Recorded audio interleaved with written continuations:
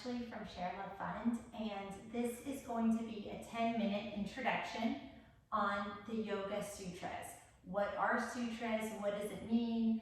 And why do we study this as part of our teacher training course? All those questions. So we will begin. Okay, so the Yoga Sutras are basically the thread of the yoga philosophy. And Patanjali, who wrote this book, or it's his teachings in this book, he basically took all those stories that were passed down, and he was the yogi that really put it all together in a form of numbered sutras. There are 195 total sutras. We are going to go over all of them in little mini videos, but this is going to be a 10-minute overview of everything. The 195 sutras, they're like phrases, like words of wisdom, and they are divided into 4 books. So we will go through each book, and each book has a different theme. So the first book, for example, has the theme of the actual practice of yoga, the physical. So I'm just going to read a little bit about sutras and the origins.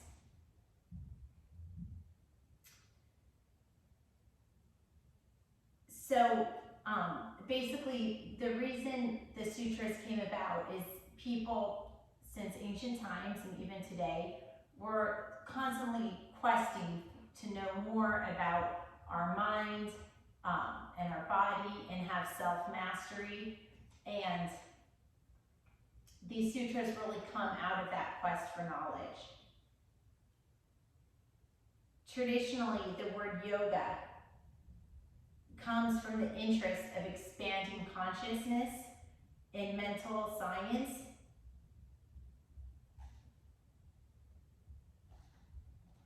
For thousands of years, people have studied this. The first portion of the sutras, the first book, like I mentioned, it's contemplation, and that gives the theory of yoga and the description.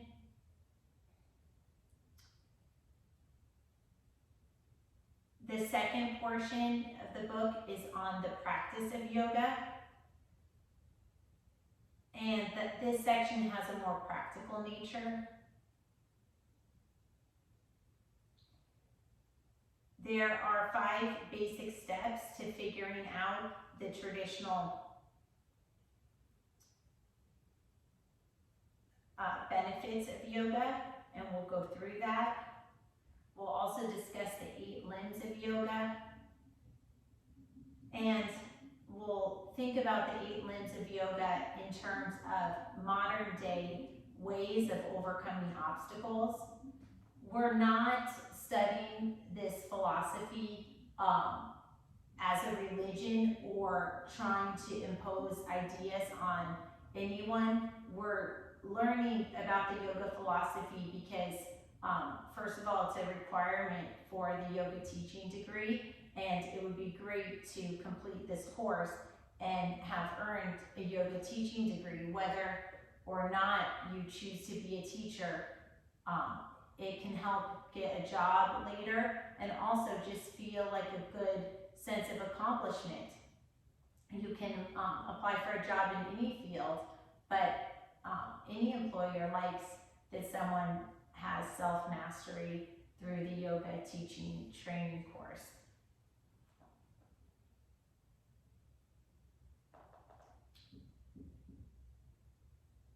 So we're going to also talk about meditation in terms of the sutras.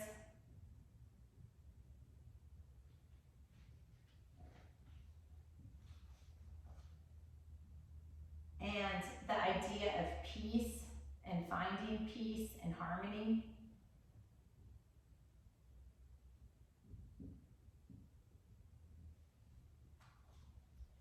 And one of the themes that we will examine as we look at the sutra is the concept of truth is one, paths are many.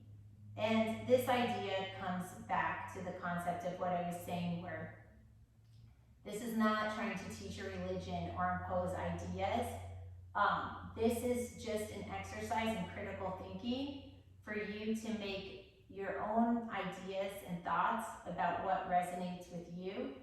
And what you might find is that in many different cultures and in many different religions, the same basic themes or threads, and the word sutra means threads, the same basic themes or threads of humanity resonate and run through. Sometimes the words are different, but the meaning is the same. So we will examine this idea of truth is one, paths are many, to critically think and make your own ideas about what basic tenets of life and humanity do you think have the most meaning?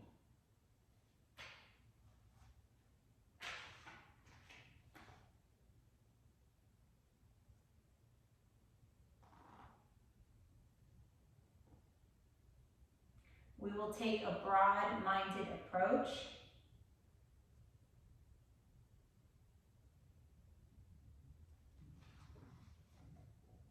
And we will continue to be mindful.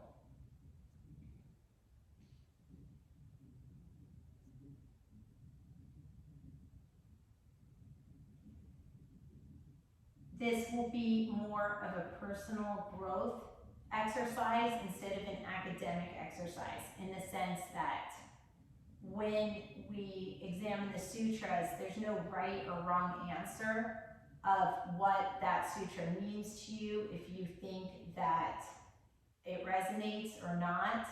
This is, you're not going to have a test that requires memorization or something like that with respect to the sutras. The sutras, it's more like a critical thinking and analytic exercise to just get our minds thinking, okay, this is a phrase from ancient wisdom. Does it have an application today? Does it mean anything to me today? And you don't have to like it. You don't have to agree with it. You don't even have to think it has an application for today. That is critical thinking. It's your opinions, it's your ideas, and it's your personal growth to go through this process and receive some new information that you might not have known and evaluate it on your own, and to decide what you agree with. And sometimes learning a different perspective helps us define our own opinions a little bit better.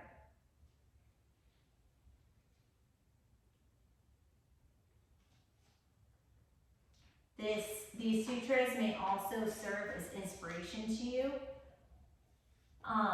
as sort of a pathway to the light, as a way to make sense out of the chaos that a lot of us live in. And these sutras may, for some of you, be, and some of the sutras, not all of them, there's 195 like I said, but some of them might really be something that you might find powerful for you to repeat and to focus on, and to help you stay self-determined on the definite path you want to be on. And that will begin our study of sutras. I'm going to end the video and I will restart it for our first sutra, and we will just have a series of very short videos, 195 short videos going through each of the 195 sutras. Thank you for your time. Namaste.